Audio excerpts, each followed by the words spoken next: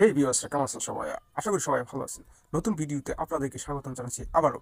হ্যাঁ ভিউয়ার্সরা, অনেকে আছেন আপনারা বড় ধরনের ফার্মের একটা স্বপ্ন দেখেন, কিন্তু প্রথমে যদি আপনি বড় ধরনের একটা ফার্ম শুরু করেন তাহলে কিন্তু আপনি ধরা খেয়ে যেতে পারেন, অর্থাৎ আপনি এই ফার্মের লোকসান হয়ে যেতে পারে এবং কি আপনি মুখ থুবড়ে পড়তে পারেন। সো আপনাকে শুরু করতে হবে ছোটো ছোটো করে, অর্থাৎ 4 থেকে 5টা গরু নিয়ে আপনাকে শুরু করতে হবে। আপনি যদি প্রথমে বিশাল আকারে গরুর ঘর বানালেন এবং কি আপনি 20টা ষাঁড় গরু নিয়ে শুরু করেন, তাহলে কিন্তু আপনি মুখ থুবড়ে পড়তে পারেন। কারণ আপনার প্রথমে আপনাকে শুরু করতে হবে ছোটো দিয়ে এবং কি আপনার শিখতে হবে। প্রথমে আপনি চিকিৎসা শিখতে হবে পূর্ণাঙ্গভাবে। আপনি ছোটো করে একটা ট্রেনিং নেন, ট্রেনিং নেওয়ার পর আপনি ইনজেকশন দেওয়া শিখেন। আপনি কৃমিনাশক কীভাবে খায় 3 মাস পর পর খাওয়ায়, বা 3 মাস পর পর ইনজেকশন পুশ করে কৃমিনাশকের জন্য, ট্যাবলেট খাওয়ায় কৃমিনাশকের জন্য, অর্থাৎ গ্রুপ চেঞ্জ করে করে আপনার ওষুধগুলো খাওয়াতে হবে। এগুলো আপনি পুরোপুরিভাবে একজন অভিজ্ঞ ফার্ম যে করেছে তার কাছে আপনি শুনেন, দেখেন এবং শুরুটা আপনি ছোটো করে করেন, তাহলে কিন্তু আপনি ফার্মে করায় আপনি সম্পূর্ণভাবে সাফল্য অর্জন করবেন।